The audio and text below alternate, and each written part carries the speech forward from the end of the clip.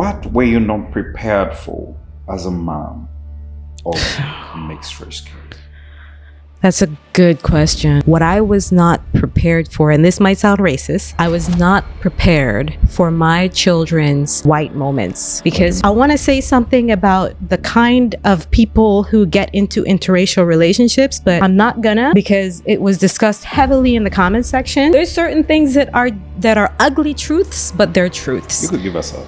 It has to do with fetishizing double heritage children. They're so beautiful. And, I know a lot of people who've also hoped and prayed that the child will look a certain way, who've told me, but when I was pregnant, both times that, I hope your baby looks like this, or I hope your baby looks like that. Or if the hair doesn't come out a certain kind of way, it's a thing. Like, all of those things belong to the attitude towards hair. Amazing. Welcome back and live into my name. Back. And as you can see here, we have a face that is kind of familiar to everyone. Kind of familiar. You've been a diva of the social media lately. Is that what we're calling it now? Well, that's what we're calling it. Well, and in the studio today, again, we're having Nehanda. Thanks for coming back. Yeah. Thank you for having me back after all of that. After all of that happened. Well, for those of you that don't know what I'm talking about, Nehanda here, we had on the podcast, and she talked about, we had a topic, raising mixed kids in Germany. And boy, oh boy, that topic was one of a kind. And if you haven't watched it, if you haven't watched a video, I would recommend you to first watch a video before watching this in the first place, because then it will help you to fill in a bit and get on track on what we're talking about. And again, guys, thanks. We realize we hit a certain number on TikTok now. We hit really 10K. So it's been moving speedy. So you guys are really catching up pretty quick. So the TikTok community, Instagram, hopefully very soon now. We do your thing. Do what you normally do. But back on the topic, Nehanda, it's very lovely to have you. How are you doing? I'm doing great, considering everything. Hope social media didn't take you apart. Well, I'm a little bit of a veteran. I have my YouTube channel and an Instagram, and so I'm kind of used to it at this point. That not everybody's going to see eye to eye, and there are a lot of people out there with a lot of personal issues that they're commentary warriors out there that they can warriors. And so I guess it comes with the territory. And I wasn't Black just that time. I've been Black my whole life, so I know that some people might not agree with some of the things that I say, especially when it comes to race and racism topics. It's a topic that's not talked about a lot in the community. Hair politics or racism? Hair politics, absolutely. Yeah, it is, but it's something that has been so big. It was actually one of the things that I suggested when I came, when I offered myself up for this conversation, was hair politics, because it is so political. Absolutely. And now we can see why. Now we can see why. Now it's coming out. My first question is, did your kids watch the video? They did. Our youngest was like, oh my gosh, not this topic again. But now it created a new level of awareness, because in our space at home, it's normal, it is accepted. And we have already had that conversation, especially, and with the eldest, she was very, very grateful that this was platformed. And she was grateful to see the response of people who didn't grow up within in our community and home, what their experience was like. And it made them both very thankful. Right. So that was a very good thing. Yeah. Amazing. Raising mixed kids in Germany was the topic, and is here the topic. So for today, we want to keep it really very interesting. So we're going to be reading some of your comments Here we go. You guys really do. Some of you do a great job. Some of you also have personal problems in the mission. And we're going to get into these personal problems and try to understand them, hopefully. Yeah. So Nehanda, maybe just a brief and quick introduction before we get into this, for someone that is watching this video the first time, that someone that doesn't have a clue of who you are and what your background is. So I am a teacher and an artist. So I teach English as a second language to German speakers, and I'm also a impressionistic surrealist. So let's think of Monet and Salvador Dali if they had a baby.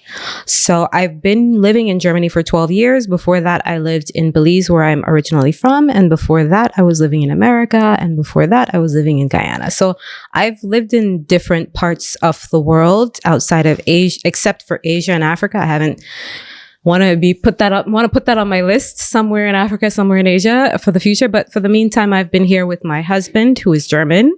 I know that was one of the things that people said, like this bitter single Black woman. Absolutely. Why she don't leave our children alone? So yes, I am married, happily married, with two double heritage children. I know I use mixed race. I mean, that really grabs people's attention. Absolutely. But that's not my preferred. Do you do that intentionally? I did do it intentionally because people have the attention span of a grapefruit. They don't pay attention to things that are very politically. They pay attention to things that are politically charged, but not intellectually charged, right? And that's quite unfortunate, but you do what you got to do to get people's attention, because this is a huge issue, like I said. And y'all are not going to gaslight me into thinking that it's not. No, that's not going to work. Nehanda. Yes.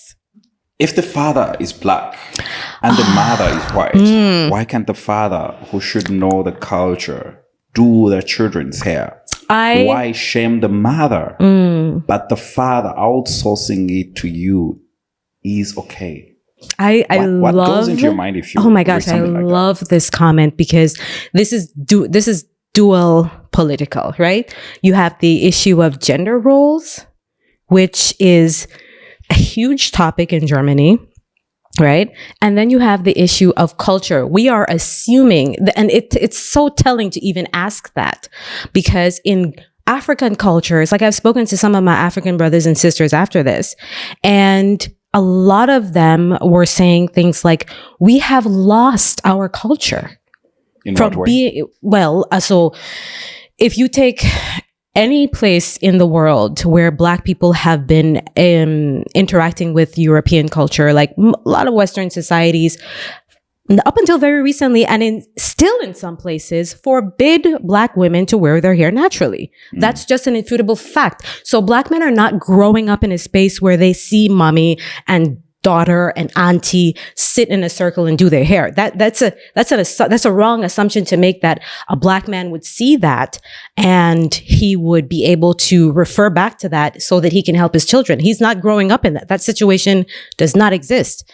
And to the point of laws that are being made in countries that are just now starting to be overturned, like the Tinjin law.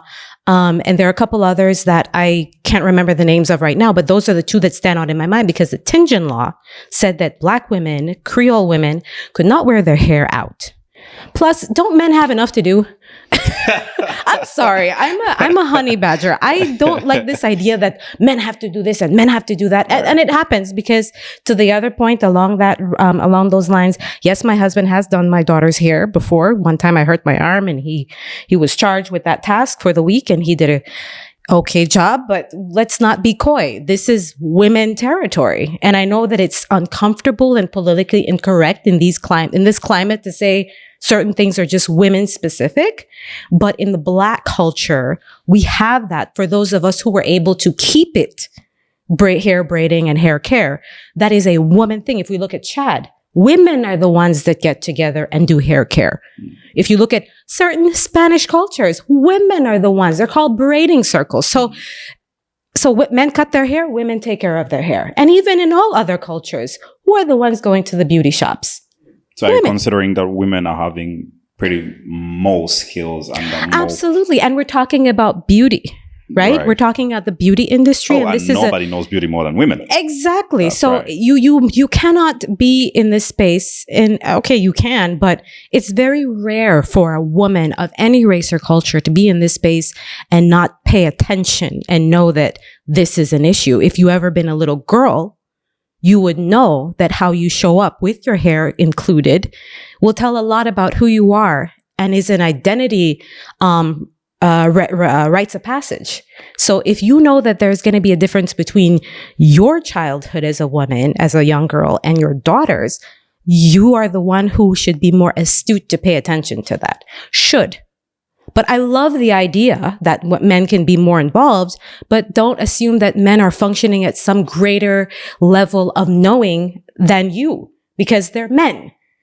And that might sound bad. I'm already feeling like I'm going to get into trouble again, but it's just, it's just the way it is. I mean, outside of the Caribbean and the Americas, I don't know of many Black men who it is the norm for them to get their hair done, right? So we're talking braids, locks, and the rest. That and even there, that is just something that has just started to happen. Right. We're talking 20 years now, 30 years tops. Right. And I asked you in the beginning, what did your children say when they watched this video? And that was on purpose, simply because one of the comments in the comment section was, and I'll read it to you. As a white mixed child mom, I find what you're saying deeply offensive, with a full stop. Oh, take a breath. we'll first have time to take that in. First of all, you are generalizing and putting all white moms into one box. Full stop. She was pretty precise. She was very angry. That's not okay. Full stop again. I don't know, as a teacher, you can tell me how if all these full stops are really in order. Secondly, I personally know plenty of Black moms who can't do certain hairstyles either and come to me for help with their kids' hair. Again, a full stop. Even in my children's home country, many people prefer going to a professional stylist because it saves time. I want to put the time in quotation. We'll get back to it. Instead of spending hours styling their child's hair the way I do to match my daughter's wishes. So please stop spreading this narrative. Statements like yours create a completely distorted picture and fuel unnecessary division. When you hear a comment like that comes from someone that perhaps shares the same experience as you do, what does it do to you?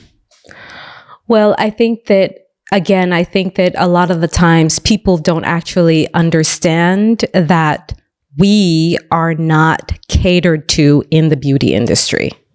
And I would agree with her that some Black women cannot do their children's hair. We have a huge problem in America right now where children as young as 3 years old are getting their hair relaxed because women cannot be bothered. Mothers cannot be bothered.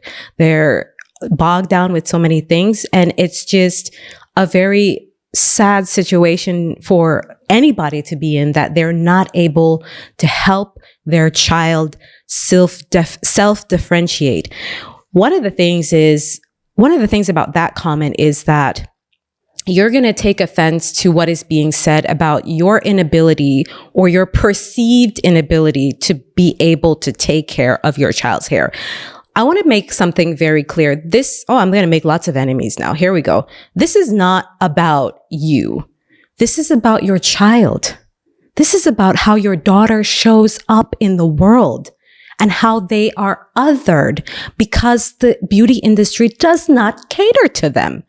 Our hair care products are extremely specified, where you can't get them in general stores and DMs and druggeries. They are extremely expensive. Even going at a salon is expensive, and that's a social economic prowess that are afforded by only the few. So that's the first issue. It's not about you. This is about your child. Please look beyond your own ego and the fact that you were criticized to really think about how your child must feel to have such complicated hair that they are singled out and can't really show up being their real selves and really be able to self-differentiate. This is about self-differentiation as a young Black girl. And I know how that feels because I was once a young Black girl. So I'm very passionate about people who try to defend themselves against the fact that they don't know. You have to know. In this day and era, you cannot, there are no excuses for not knowing. And to the second point about, what was it? That it saves time. So they that it prefer saves going time to to go to a hairstylist. Okay, yeah. If you can afford it, if you love it, if you like it, I love it for you. But this whole idea that it's complicated, it's hard, it's expensive, that's a myth, because, and I know that it's a myth because we are in the throes right now of discovering how to care for Black hair. That's just the fact. We're only just now starting to realize, like, this, I did this waiting for you. That took me 5 minutes. Why? Because I've been doing my hair for the past, I don't even want to tell you how long, because then you'll know exactly how old I am, but it's been decades since I've been doing my own hair. It was a painful journey because I wasn't catered to, but I learned how to do things that are very easy and quick for me. And anybody can learn how to do that. It's not hard, but people have an approach and an attitude that says, this is hard, this is overwhelming, I can't do it, we're just going to opt out of it. And that's what needs to be addressed, not your feelings. So, do you believe the moms should be able to take care of their children's hair and not go to hairstylists? Man, you know, I really do want my German passport. I don't want to say anything here that's going to get me kicked out of this country. I think that moms should be able to go to the hairstylist if they want to, if they can afford it. I know that our hair care is extremely expensive, and that's across the board. That's not just in Germany. That's in many, many places. And it has just started to change. I saw a viral video on TikTok of a woman who went to a white hairstylist, and she charged a third of the price of what she would have paid, of what this woman would have paid if she went to a Black hairstylist. And so I was just like, wow, more power to you. You know, I welcome the idea that more people can do our hair and it's become more mainstream. And I want this to be normalized. Really, that's my advocacy, is that we can just walk into a a salon and get our hair done and not have to have this grandiose issue around hair. So if you can afford it, sure. But I think that economically speaking, for the most of it, it's just practical to learn a couple of things on your own. How often do you do your children's hair? Our eldest doesn't live with us anymore. She's 21. She recently had to, she knows how to do it, but she prefers I do it. So maybe now twice a year I do her hair when she visits. And the youngest one she doesn't have hair like mine. It's a little bit looser in texture. So I will do her hair every other day, which is just a brush and moisture. So not that often. My hair I do once a week. And that's it. That's it for sparkling, sports. I must say. It's sparkling. Since Ava, we have had this topic, I can't take my eyes off your hair because I'm looking at all the patterns. I'm like, wow, how did she manage to do that? It's a good thing I didn't put in an afro, because then you would have just been talking to my head. I would have definitely been staring at your hair the whole time. No, I don't do my hair that often because I found that it is happier when it's left alone. And I think that was another misconception that I read a lot of in the comment section, is a lot of people are like doing their children's hair every day, every other day, using all these products. I mean, just leave it alone. Do something nice. So you don't recommend using products? I do recommend using products, but it really depends on the type of texture and porosity. The porosity. So that means if your hair absorbs a lot of water or doesn't absorb water, then that would determine how much you should get your hair done. Right. Yeah. Right. Going further. Yes. Uh-huh. You are a mom. I am a mom. With mixed kids. Mm-hmm. And this is coming from a mixed kid. So we cannot verify the profile, but as of now, there is a picture of someone that also looks or suits to be the picture of a mixed kid. Mm-hmm. And I'll read this comment. Okay. As a mixed child with a white mom and a Black dad, stop speaking for us. It does not help at all. Y'all are just being sexist. I am fine. My mom did her best. She did all our hair while our father did not move a single finger. Ever.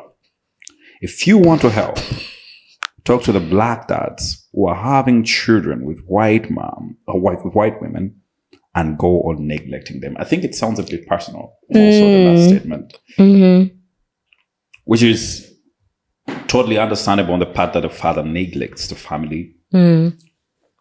As a mom, how does that make you feel? I feel very sad for her. I think that there is more there to unpack that is being let on. We equate neglect with this this general. How would I say this? We are this person didn't listen to the entirety of the last podcast. First of all, they took that one segment and ran with it. So that's that they're in their feelings about this whole idea that I'm speaking for anyone. I'm actually speaking for young girls with coily, kinky hair. And if you fall into that category and you want to defend your mom, I have the same issue on my platform when I speak to the issue of single parenthood with women, where the children of the single mother will come out and defend her. That's fine. You can still love your mom and admit that this didn't serve you, not having your father there. And I think that it's very hard to separate those two feelings where you can say, look, yeah, I struggled with my hair because my dad wasn't there. But if you're assuming that if your dad was there, everything would be perfect. Everything would be helped. But that's not how this works. All right. Okay. There is plenty of blame for everybody to be had. Yes, father wasn't there. Deal with that. I am just a random person on the internet speaking to the issues of how this affects Black girls. And this person is not at the place where they can say, hey, my mom probably loved me and did her best, but she was at a deficit because she didn't know, in hindsight 2020, what to do when my hair became an issue. And that happens a lot. That happens with Black moms too, shockingly, for those of you who care. It happens with everybody. This is a huge problem. Right. But it doesn't mean that Papa is going to solve that problem. As a community, we solve the problem. So that's my response. Let's go on. Processing. I'm still processing this, and I can't get my head around this because some of the comments are really touching. Also, if you look at that comment, and like you say, this sounds more like a personal family thing. And in a way that is being confused maybe with the hair, or maybe you speaking up for mixed kids and so on. So and you don't even know. Maybe mom might have made some comments. Oh, your dad made the comment. I mean, that happens more so than we would care to admit. Where Absolutely. Papa, it was a bad one, or your father. We hear that kind of stuff a lot. Right. So, yeah. If this lights up your day. There is my wife, who watched hours of YouTube, like game film while pregnant, just to get our daughter's hair right. Yeah. How does that make you feel? That makes me feel very hopeful. Like I'm shout out to my friends again who really went the extra mile and did what they could to make sure that this was not an issue. And that is part of the self-differentiation process and the, I want to say, selbstbewusst. So you understand, when you're self-awareness. When you have self-awareness, you can understand the differences with people. You can differentiate between yourself and others, yourself and your child. And when you can do that, then you can actually help your child. But if you're too busy playing the victim, then you can't help anybody, not even yourself. So when I hear things like that, I hear the difference between a woman and a girl, or a woman and a victim, or a mother and a victim. She knows that this is an issue for her child, and she's doing what she knows is best and seeking information out. And that warms my heart. That makes me feel very happy. Amazing.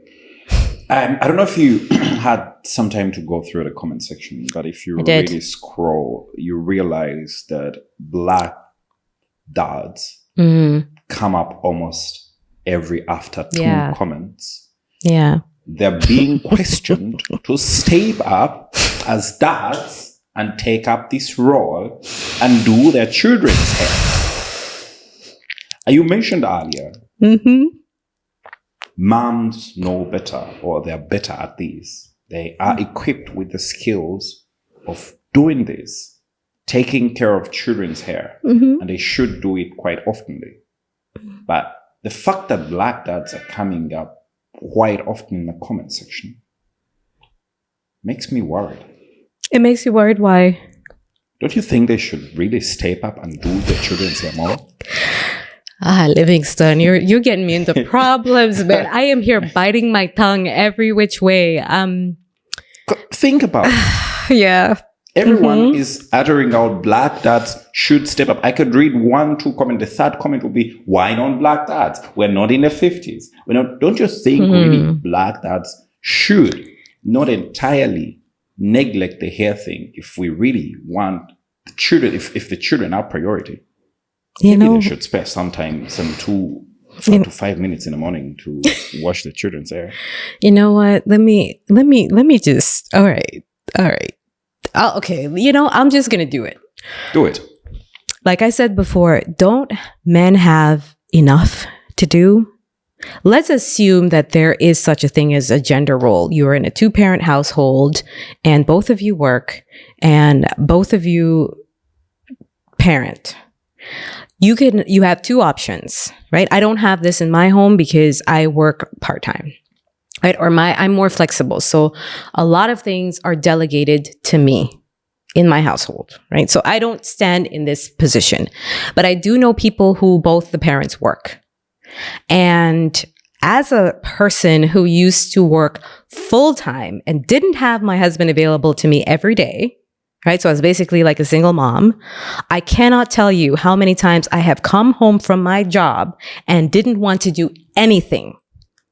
So the reason I take on certain domestic duties is because I know how it feels to go home and work an 8-hour job and have to come home and do domestic chores and you don't have any buck. You have no desire to do anything. You just want to relax. So I do the dishes, I do the laundry, I do the domestic stuff, right? That's me. But for those of you who have a dual parent household, if 2 people are doing the same thing, things are going to fall by the wayside, right? You're going to have a situation where things don't get done. And that is what happens in a household where everybody is doing the same thing and there are things that need doing that nobody is doing. And that is why I go back to the point that it is the mother's job, because normally the mother is the one who understands what her daughter's needs are. If we were not talking about hair, let's say we were talking about puberty, and this is not an indictment against men shouldn't do anything. That's not what I'm saying. I'm saying that mothers are more in tuned to realize and understand certain things that her daughters are going to need. That's just the way it is wired, because they have had the female experience from childhood. Right. They know what it's like to know what is beautiful and what isn't. They know what it's like to have to do their hair. And if we were talking about something like maybe puberty, and it's not to say that men shouldn't understand these topics, but women are hardwired to understand the female experience. And I say that very gingerly, considering the current climate that we have, where these things are more fluid. That aside, this is something that's very, very special. And it is even a rites of passage where if you're married or with a Black man or an African man or a woman, a man of Black African descent, he might even want to step back because that is just intuitively what we do in our cultures. Those lines are hard drawn. And if you are going to be in our culture, you have to be sensitive. That's called cultural sensitivity. It's just like when I moved here, I had to learn German. I had to learn how to cook Spätzle because my husband, that's a typical German food. I had to learn the language, the culture, the cultural nuances. And he had to learn, it's dual. He had to learn not to take anything for granted when it comes to his culture with me. He cannot assume that I will know just because I grew up in the West. No, there are certain things that are specifically German, and he had to be sort of like a custodian of his culture. And I think that if you want to be successful with children, you've got it. Like the comments about being dual heritage, that is definitely a thing. And for those people who are constantly asking, why don't the men get involved? They do not understand other cultures outside of their own. That's what's happening right there. Okay. And just like you wouldn't come here and expect certain things of Germans, do with that information what you may. If you don't understand, the question is sort of rhetorical. Why aren't the dads involved? Well, now we know from this podcast that there are things called Tinjin law. In certain countries, I think in South Africa, they still do this. In Kenya, definitely. A girl does not come encounter with her hair until she leaves high school. The hair is shaved. I went to school in certain countries where you were not allowed to wear braids. I could myself okay, as well. that really happens. So it's not like we're all in school and we're talking about hair and hair is a thing. No, there is no hair culture. Right. It has been stripped from us, and we are relearning that. So the relearning we're bringing to our relationships. Right. And I want to say something about the kind of people who get into interracial relationships, but I'm not gonna, because it was discussed heavily in the comments section. Love who you want to love. If you love it, if you like it, I love it. And if you want to fight about it, go join the military. Like, I'm not, there's certain things that are ugly truths, but they're truths. You could give us a tip of it. You could get into it a little bit. Well, it has slightly touch it. It has to do with fetishizing double heritage children. Okay. Not like that kind of way, but in they're so beautiful. And, I know a lot of people who've also hoped and prayed that the child will look a certain way, who've told me, but when I was pregnant, both times that, I hope your baby looks like this, or I hope your baby looks like that. Or if the hair doesn't come out a certain kind of way, it's a thing. Like, all of those things belong to the attitude towards hair in these spaces. And I have tried my very best for that to not be in our space, in my family home. You're beautiful, regardless of what your hair looks like or your skin looks like, you are beautiful, right? Different strokes for different folks. And that's what I promote. But in order for you to understand the differences, you have to acknowledge them. And you cannot say that we're all the same, because we're not, and that's okay. The caveat is it's okay to be different. Right. Allow your child to be different by celebrating their difference and not ignoring it or saying, I just don't know what to do. Come on, man. They can do better than that. Right. I didn't say that. I see it. I own it. We need to step in, integrating into the hair. All right. So I'll take you to TikTok now. Okay, let's do it. So let's see what the TikTok in-laws have to say. Right.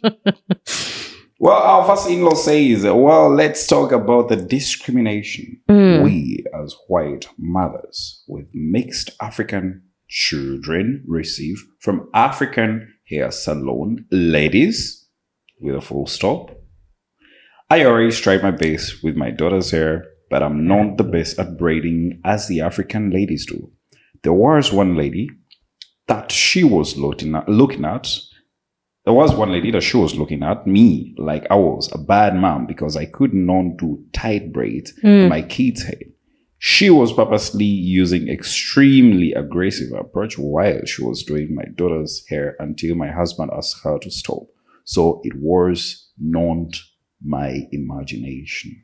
So this is a reply to a comment as well. Okay. About the mother should do more. So this just to give you context. So of where this whole thing comes from. So in a way, she's also she was replying to a comment that also said they should integrate more into learning how to take care of their children's hair and so on. And that is what she had to say.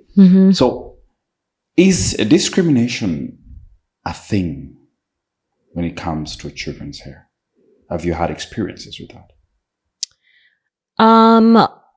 Fortunately, no. I have only had, well, I have had discrimination against my hair. And I don't know if this is unique to me having worn my hair natural for as long as I have had, like for decades when it wasn't a thing. The most discrimination I got was from other Black African descent people. White people have no reference point for what my hair is supposed to look like. Right. So they're just like, well, I guess it just looks like that, you know? But from my own people, I've gotten, why is your hair so short? Why don't you lay your edges? Why is your hair natural? Why are you not perming your hair? And the same question to our eldest, because she has hair sort of like mine. I have only heard from a few salons that they don't do coily hair. Like, that's not standard that if you go to cosmetology school in Germany, you'll learn to do coily hair, like cut it or style it. It's not a thing. And that to me, I guess, would be the only kind of discrimination. I have walked into places, salons, and they have told me when I'm making appointments for my daughter, they've told me flat out, we don't do this kind of hair.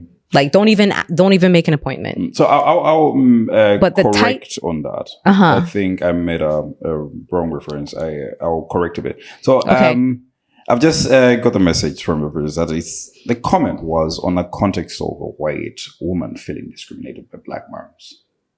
A white woman feeling discriminated by Black moms. In what context? That she didn't do her child's hair, or that she could not do the braids tighter like African moms do? Oh, well, you know what? I can't co-sign that, because we have a problem in our communities, in African communities, and in African American communities as well, with traction alopecia.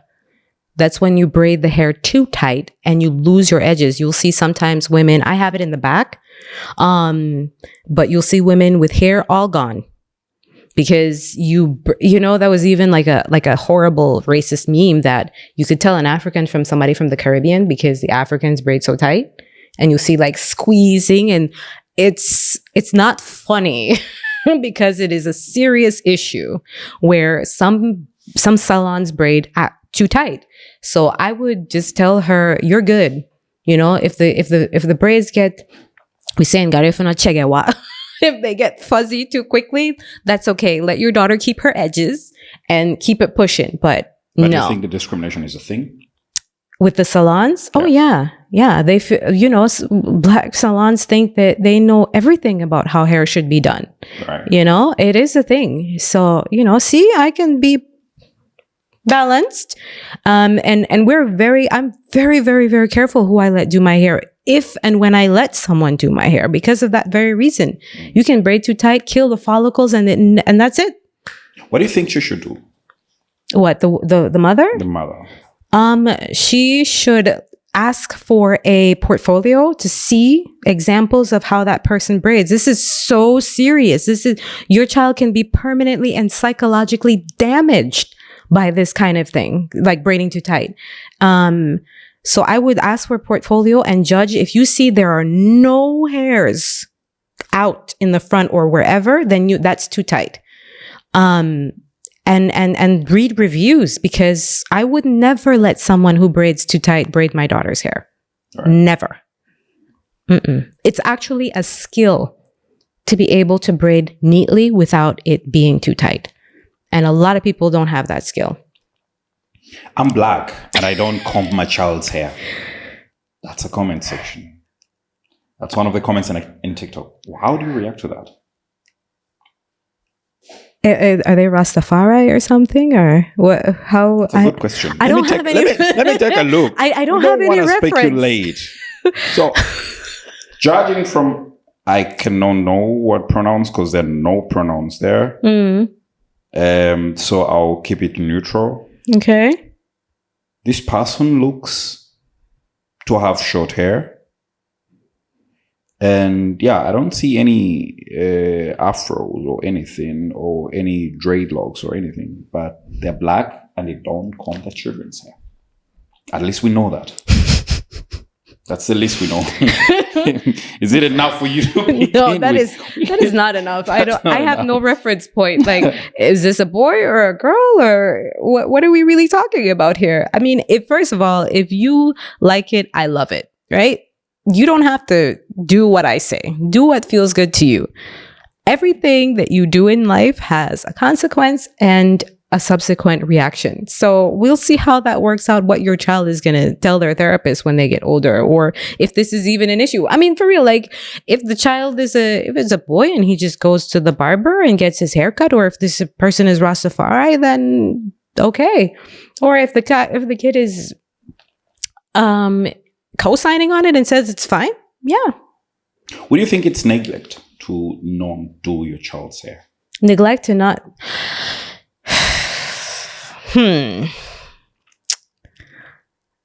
Yes and no. I think the most important thing for a child is for them to be happy and healthy. I say no because of that. Happy, healthy, and thriving is the most important thing. But what we need to understand as custodians, parents, we are helping our child show up in the world. And we have Schulpflicht here. So your kid has to go to school and interact with other people. And you also have to know that as a custodian, you have to prepare your child for the kinds of interaction they are going to have with strangers. Right. So you're interacting with a stranger doesn't know you. They only know what you look like. And when they look at you, and they don't like what they see, or they don't understand, or you are in some way, shape, or form a target for very, very bad reactions, which is the reality of double heritage children, unfortunately, then that's on you. At least prepare them. Hey, you don't want to do your hair today? Great. Awesome. You like it? I love it. That means that you're going to have to deal with XYZ. Unfortunately, that's the lay of the land. I hope you are prepared, or let's prepare. Right? So if you do that, then that's not neglect. If they still want to not do their hair, then that's fine. But our children are also reflections of us. Right? So I'm doing my hair. I want that hairstyle. Or let's do our hair together, mommy. It becomes a thing because they look up to you. They want to be like you. They want to emulate you. And they also want to be able to do their version of you. So how do you manage that as a parent? You have to know how. Charity begins at home. Yeah, exactly. And so neglect also begins at home. Neglect also begins at home. So if you're not doing your child's hair, perhaps don't do your hair as well. I mean, if they don't want to and they're okay, if they're okay with the fallout, then great. Right. But they have to understand that there is going to be consequences for that. I had a friend, she's Jamaican. Her children are Black. They were born here, but they're Black. And her son used to wear his hair like yours. I hope she doesn't mind me telling the story. And one day he came home and he's like, he wants his hair straightened. And everyone was, but she did it. Right? She did it. And one day the dad took him to the barber and they both got their hair cut and he started wearing his hair natural again. Done. First, he wanted to wear his hair like one of his classmates, who had straight hair. And then he was just like, you know what? It's a phase. I'm done. I'm over it. I'm okay with me. But that came from being around his father, right. From being around role models that he could emulate. So, Nehanda, before I read the next comment, sure. Where are children in all of this? At what point are they involved in making these decisions about their hair? I love that question. I really think that this is the German side of me. I think that the moment they can dress themselves, they should be involved. Right? You never want to get in a situation where your child is feeling overwhelmed. I actually had to cut my daughter's hair so that she could participate because her hair was growing at a rapid rate. It was down to her butt. There was no way a 5-year-old was going to be able to do all of that by herself. So we cut it so she could brush it by herself and, have her little spray bottle and stuff like that. So I believe the moment they can dress themselves, that's the time to give them little chores and, wash day and get them involved in that way. So what's that, 4 or 5? Yeah, about 3, 4, 5 around that. That's the time. Yeah. And let them, experiment. If they're involved with other children, they'll come to a happy medium between what's socially acceptable in their circle and being themselves. So, yeah.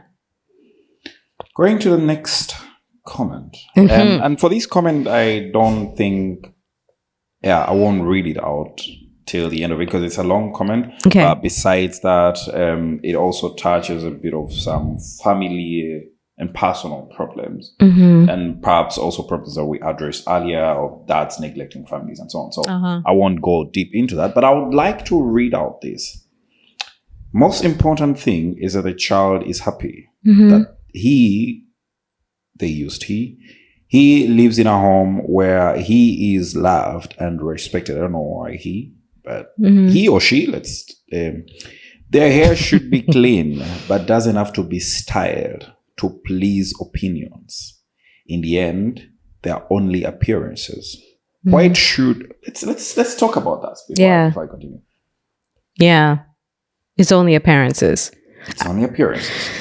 Is it only appearances? No. I mean, we would like to think that it's not only appearances, but if again, to the showing up in the world, people can't draw an opinion on you outside of what they see when they first meet you because you haven't spoken.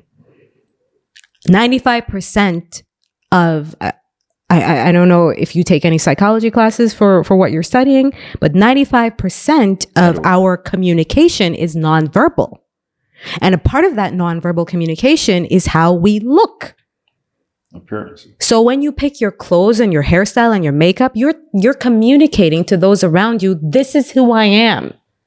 And if you haven't decided, or if you haven't taken the time, or if you don't know what to do, that also comes across in your presentation and your nonverbal communication. So it's not just appearance. We would love to idealistically say that it's not, but I think we're trying to jump around some hoops by not trying to take responsibility that this is an issue. We want to live in our own fantasy and say that it's not an issue, but you're setting up your child for failure if you do that, because they're going to learn that that's not the reality. Right. So I disagree with that. Let's continue with the comments. Yeah. And I'll come back to this because Okay. I still want to understand it more, and I want to connect it to identity. Really here also, besides who I am at some point, is it my identity? But let's first get the comment done and come back to that part. So, white children wear their hair however they want to, and nobody says anything. If it matters that much, whether for the white mother or vice versa, they should know that it is the black person in a relationship who has to pass on black identity to their children. Is it only a role of a black person to pass on that identity? I feel like this is just gaslighting. I feel so too. I mean, you saw the movie Gaslighting, right? This No, guy, I don't know the movie. Oh man, it's Chef's Kiss.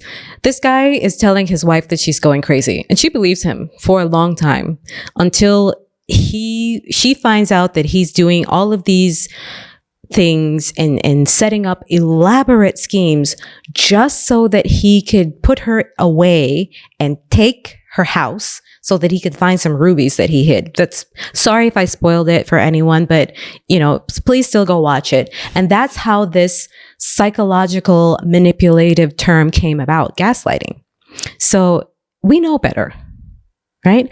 We know that Black people have been stripped of their culture because, well, we know the reasons why. I hope we know the reasons why, because of things like colonialism and slavery. There were active laws and rules put in place to make sure that we didn't know who we are. And that includes our hair and hair heritage. And so Black men, a lot of them living in the West are not going to, unless they have done the research and their due diligence, have anything to contribute in that aspect to their children unless they can do that. So yes and no. You can say, hey, let's make this a thing and let's look and see what we can do so that our children know what to do with their hair. But where do we look when this has actively been taken away from us? All right. How are we going to do this? I also find the comparison in the first place between yes, and that's the other thing. Like, okay, we're comparing peaches and apples, where you have an entire beauty industry that doesn't cater, right? And this is not victim blaming. This is not playing the victim. Right. It's just the fact. You go to specialized places. We only just now got 2 products, okay? 2. Wow. That are on general stores in some major cities. I think it's Shea Moisture and Cantu. A lot of Black people who know anything about doing their hair don't use Cantu. No. I mean, for the most part, right? That's not going to do anything for this and that kind of hair. No, that's more for curly, acceptably curly hair. The appearance. But so we are just now starting to have a place in the general market. And so it's not the same as having white hair. And I hate saying that because I don't want to be like, I'm such a special snowflake, ironically. But in order for us to call out the problem, we have to first identify the problem. And whose responsibility is it for us to make a place and a space? Well, we're talking about economics, honestly. Most people want to have products for their hair, but the disconnect between the product getting on the shelf and the demand is clearly because of this kind of questioning. Like, well, white people are allowed to do this and white people are allowed to do that. Yeah, because they're being catered to. You don't have anybody, well, not yet. I hope they will maybe watch this podcast and say, what other products are there for Black people that we could put on the shelves so we can get some money? Okay, if they're interested, then heck yeah, let's do it. Because we've had products for our hair for the past 200 years. Madam C.J. Walker, Blue, and I can go on and list them, but it's not necessary. People haven't taken the time out to really research to say, hey, this is a market. If you want Black products, you've got to go to an African shop. Who do you think is to blame? I think there's shared blame. I personally have not gone to any store and said, hey, I want to see this product on your shelf.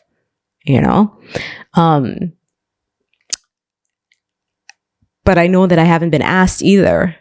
So the supply doesn't, do we have a market? Do we have a niche? Is it interesting enough for people like DM and, can I name drop? Can I use sure. DM, Douglas? What's the other one? Rossman. There's another one that I can't remember the name of it, but there are some drug, Müller. Müller. Have they taken an interest? And they do have products for curly-ish hair, but the real ones, the hardcore stuff, we don't really see them in those stores. And if they stock them, I'm pretty sure, because when I go online, they're always sold out. Certain brands are always sold out. Yeah. And it's not a very heavily regulated field either.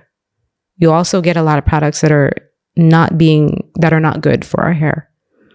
And that's including extensions, but that's a hair for another color. Right. Hopefully, all the people concerned outside there watch this and do the needful. Yeah. Comment down below. Absolutely. Let us know. And I also want to see a Black father who will say, I am here, I'm participating, I'm doing the thing, because Black fathers you've been mentioned in the comment section. So no, y'all are not. Don't do that to my Black men. No. Nehanda. Yes. My next part where I want us to touch is hair and identity. Yes. How are these two connected? Well, we are the only ones that these things this genetic trait goes hand in hand with our skin color. You can have Jewish or people from the Middle East with similar textured hair, but not our features and our skin.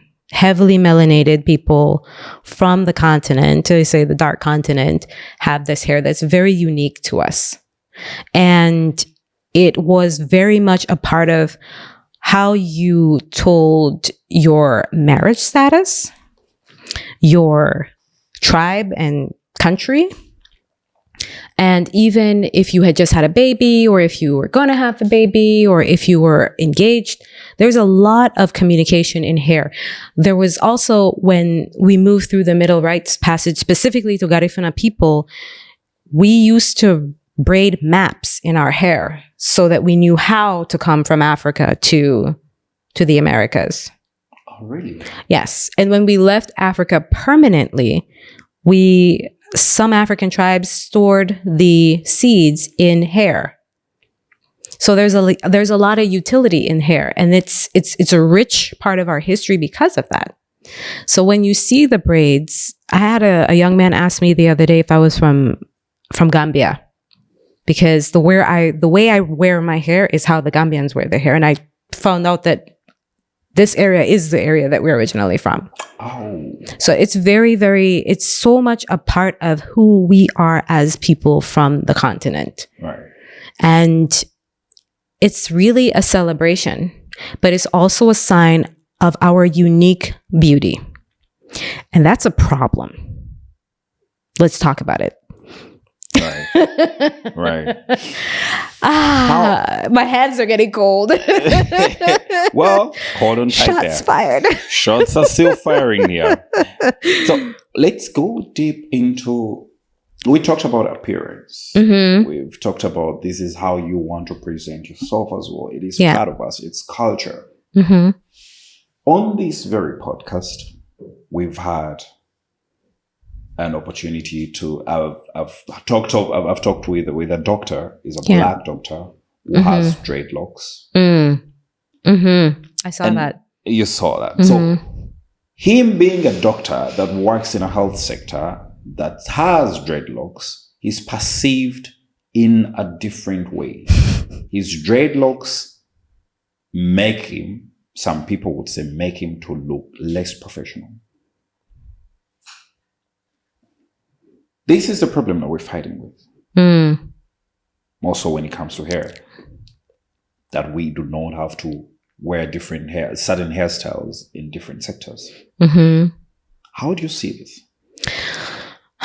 Well, it's a very challenging conversation to have, because I didn't watch the entire the entire podcast, but what I will say to that point is that there are a lot of misconceptions and a lot of stereotypes, and usually when there are stereotypes, there are some truth to I can it. give you even more context. Sure, More lay it of on it me. comes from Africans. Mhm. To be specific, Nigerians. The comments came from there. Oh, okay. So it makes it more brutal. Do you know what kind of Nigerians, if they were from Yoruba or? I would wish to know. I didn't. Because I mean, this is a bit of an issue with. Man, I'm never going to be able to show my face again on these internet streets. Not as long as you come here and I'm interviewing you. Because, well, I mean, this is part of the reason why we're at a standstill as a people, right? Is we have, and I get it and I understand it. Like, we have certain pacifists in our different cultures that want us to be more assimilating to European culture. And this is part of the trying to litigate some of the stereotypes. And a part of me wants to say that there is no compromising with racism. Like, it is what it is. People are not going to like you because of the way you look. And you got to make a decision as an individual and as a community, what fights you want to participate in and why. So at this stage and age, would not work at a place that is going to make my hair be an issue, right? Outside of gastronomy. So if I'm working at a food place and they say, please cover your hair with a net or something, I'm going to do that because that's hygienic. But there are certain people Black African people who think that dreadlocks are nasty, right? And specifically, I mean, I haven't met every Nigerian in the world. Let me just caveat that. But I do know from my personal experience with the Nigerians that I have met that there are two kinds. You have to be extremely proper. You know, you can't have an accent. You have to carry yourself a certain kind of way. And there's a lot of hierarchy. And our producer is Nigerian. Oh, no. Then he can co-sign or kick me out. Well, my cousin-in-law, my cousin is married to a Nigerian, and he said that those were not my words. Why didn't you tell me that before? You did that on purpose. I wanted you to speak out your mind. You want to set me up. That's what you want to do. And I had a personal experience with another woman who I worked with at a company who I don't know what we were talking about, but she looked me dead in my face. She might have been 10 years younger than me at the time. Well, she still is, but at the time she was in her 20s. I was in my 30s. Now you all know how old I am. And she looked me dead in my face and told me that we sold you. Wow. She said that into my face. And that was my response. Wow. And now I know what the problem is. Right. We want to talk about the white man this and the white man. Nah. If that's true, which, you know, to be fair, it kind of is. Meaning that Africans did sell Africans. Y'all didn't sell me. We left. Let's just be clear about that. The Garifuna people left because we knew what was going on at the time, right? And I think we talked about this last podcast, is that there was a lot of civil unrest and the tribes were buying up other tribes, and this was an issue that they had. So she wasn't wrong, but that's the hierarchical, historical narrative that's being taught. Right. And so when you have, to answer your question, when you have that mentality, then it is no wonder that Africans just can't be Africans around other Africans. I've experienced it myself, having been living in different places. The most discrimination I got in the South for wearing my hair natural at a time that it was quite unusual was from other African American people. I'm not African American, but from other Black people. The names I was called in the South, I mean, oh my goodness, they would make your skin crawl. It was terrible. And so, you know. You're a teacher. Yes. Besides being a mom, the most beautiful thing. And you being a teacher, you know pretty well about history. And I would say you're very outspoken, and at least the interactions that I've had with you, at least I've maybe seen too outspoken. Your knowledge about history is really amazing. And I Thank you. want to use a bit of that to maybe help us here. Why? Because this is an ideology that was sold to us years back, that there is a certain appearance that you must have in order for someone to perceive you the right way, in order for you to handle someone or someone to be satisfied with your services. Put it right. So this doctor that I'm referencing to is a good doctor. He studied, he did his medicine. And one of the comments was, I won't be treated by someone like you, judging from the appearance and dreadlocks and so on. Why do you think that Africans are still not accepting their culture and accepting this, that hair is part of us, and whichever way we choose to wear it does not demean us, does not put us under someone else, or does not make us less intelligent, to say it, put it right? Why do you think they're still struggling to accept this and accept certain hairstyles? Well, I think that it is quite simply and very, very simply put, internalized racism, right? We know that that's a thing in most cultures, in most Black and brown cultures, is that we have adopted a certain way of being based on our interaction with European cultures. And we have kept that standard, even though a lot of us have moved on. And so, and And a part of it also is that for those people who don't live in Europe, and for those who live in Europe, but for those of us who don't live in Europe and have just started to interact with Europeans, or so let's divide it up into two. You have people back home, right? Let's say they're in the dark continent, in the motherland, or they're just what we say in the Caribbean, they live dayad, right? They live at the yard. They don't have a lot of interaction with Europeans outside of tourism. So there is a sense of exoticness, and it's dual. You know, we are exotic living here in Germany because we're not the majority. And so there's a lot of curiosity around things that are different from us.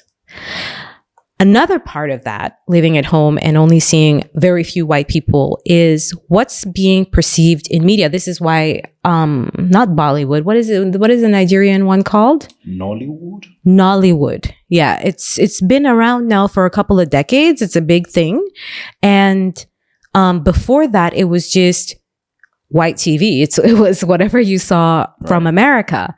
And that was such a huge, huge opportunity worldwide for Black people to see themselves in the media. Because before that, you didn't really have that. I mean, I watched Nollywood in the Caribbean, right?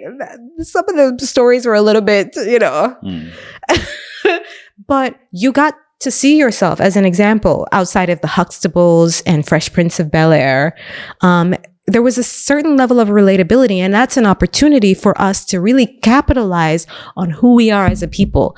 Now, I haven't watched many movies as of recent, but it still exists today. And that's still a platform that we can utilize to create space to speak to Black beauty. All right. Because it is a thing. And I feel partially that there is a missed opportunity there, right? We don't need to depend on other people to tell our stories anymore. We can do it. And we can do it by utilizing those of us internationally to really be able to talk about the Black experience. Right. It's so important for us to take charge of this narrative, because when other people tell your story, there is so much lost and so many lies. And that's why we don't like our hair. That's why we perceive ourselves in a certain way. That is why we don't like who we are. And I can't speak too much on it on a more deeper level, because people are actively being deplatformed for discussing this. It's really, really ugly, especially what's going on in Hollywood right now. I mean, it's not just now been happening. It's been happening, to my knowledge, for the past 30 years, to my knowledge, but I believe longer than that. If you look at movies where Black people in Hollywood, the movies where Black people were perceived, look at the roles of us. Lupita Nyong'o mentioned that, actually, one of my best actresses as well. She is a very talented person. I wish that she would not have done the last role that she's in, but because we have African queens, we have Nehanda, we have, help me out here. Help you out. It's one of my best, I think. I don't know a lot, unfortunately, but yeah. We have African stories that we can tell. We do. I mean, and also men as well. I mean, I see also a lot of men. But Lupita Nyong'o is one of my. She's the best. She's at the top. She's at the top because I resonate with everything she puts out there. Most of the things, a lot. Most of it or all of it? Not all of it. Most of it. Okay. And how and she was on a certain interview, and she mentioned that. Models, for example, in all these fancy industries that we see, at some point forced to cut their hair because they have to match a certain look. Okay. Do you think anyone should cut their hair so as to match a certain image? That is a very, very challenging one. This is occupation. Yeah, this is what is expected from them. I once went into a beauty pageant a long time ago. I'm not that beautiful anymore. I'm not fishing for compliments. I kind of am, but yeah. But when I went for this beauty pageant, my hair was past my shoulders and it was natural. And my black hairstylist refused to do my hair. She said, you have to perm your hair, not press or silk press, perm, because I can't be doing your hair the whole time. And it was the hardest decision I've ever made in my life because I had had my hair natural for such a long time. I was so proud of my afro. I wasn't an afro anymore because it was too long, but I really wanted to keep my hair that way to platform being natural. Making the decision to go relaxed made me extremely sad, but I think that I just wasn't ready. Looking back, I would have made a different decision. And I think that we have to have stronger principles, and that is part of the issue with hair. We don't understand that these things go beyond us, the individual. We are ambassadors. Now, coming to the point of living in Europe, unfortunately, because it's a heavy thing to carry. Unfortunately, we have a lot to carry because we are not just representing ourselves, we are representing our people. How we show up in the world, how other people look at us is very, very important about what people think about the Black African experience. And a young boy commented, I didn't realize that he had seen it. He saw that clip on Instagram and he was like, oh my gosh, I remember Mrs. Helmker. She told me that one time because I made some silly comment. He's double heritage. And I just called him one side. He was just in park. I did an auntie talking to Black random children on the street because he was acting up and acting a fool. And I was like, come here. And I told him just what I just said. And that stuck with him. He still remembers that to this day. And he's like, wow, that changed my life and that changed everything. So thank you so much. And, you think that you're just an anonymous person living in Europe. You're not. You are a platform for your people. But I want to bring you back to the mixed race thing as we are rounding up this. Okay. What were you not prepared for as a mom of mixed race kids? That's a good question. I would definitely say the first thing, I'm going to go with my gut and my heart now. What I was not prepared for, and this might sound racist, I was not prepared for my children's white moments. Because what do you mean with that? Could you elaborate more? I'm sure those of us who have double heritage children can understand. There were times where I wanted my culture to be the dominant culture. And I could only anecdotally explain it to the moment when we watched Pippi Longstockings. And they didn't say Pippi Longstockings. They said Pippi Longstrumpfhose or whatever it is they call it in German. And then I found out that it was actually a German film and my mind was blown. And I come home and my husband is watching it with the girls and it's all in German and they're singing the song in German. And I'm just like, I'm an outsider in my own house. Like my children, because when everybody's Black, right? Everybody who's mixed is Black. That's my interpretation. But they are not. They're both.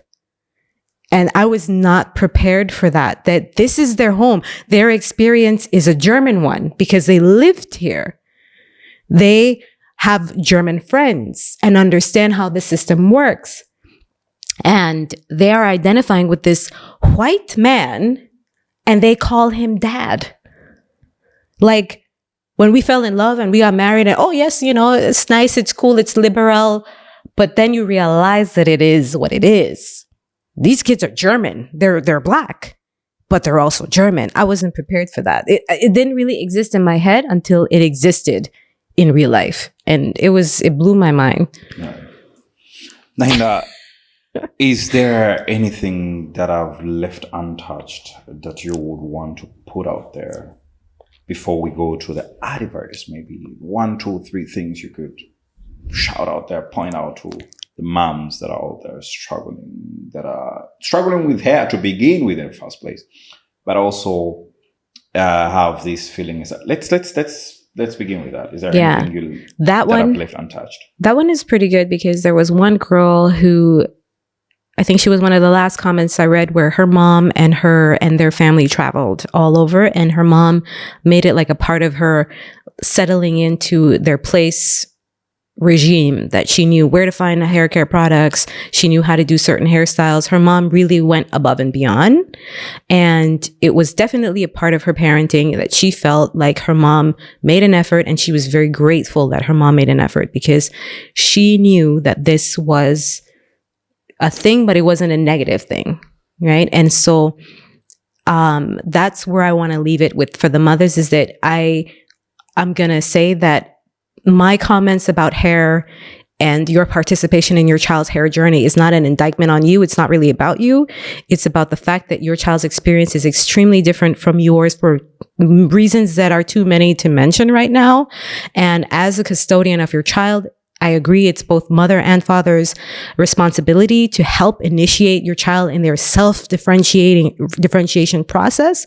If you can leave your ego aside for a moment and focus on what your children are going to be feeling when they step into these schools and into this society where they make a social contract to show up and to assimilate. And they assimilate unlike the people from their father and from their mother.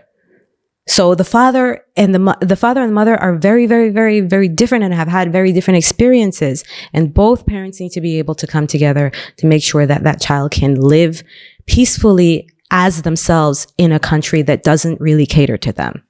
Your last words to your children, maybe, and the mixed race kids as well. My children. Your children. Well, if they watch this at one point, they are going to watch it at one point. I love you guys very much. Everything I do for you. And even when I'm not doing it for you, I'm always keeping in mind that how I show up definitely affects how you feel about yourselves. And so, just do your best in life and make sure that you're always putting your happiness, in front of everything that you do, with the understanding that to whom much is given, much is expected. And a mixed race kids out there. Yes, also, to whom much is given, much is expected. It is beautiful to have not just one heritage, but two heritages, right? And that doesn't have to be a bad thing. That can be a good thing, because it opens up your horizon to be able to explore so much more. And you should never feel bad about being able to do that. It's a good thing. Amazing. Learning never stops. And every time I'm here with you, I think it is the most amazing things. I learn more and I get educated every day. Like I said in the beginning, you're very outspoken, and you might call it too outspoken. Yes. We'll find out. Intelligent as well. And thank you. I really love having you here. And thank you. Thank you for having me. Took the time to come here. I really appreciate it. From me and Nehanda, it's been a lovely evening. We wish you a good night. See you in the next episode.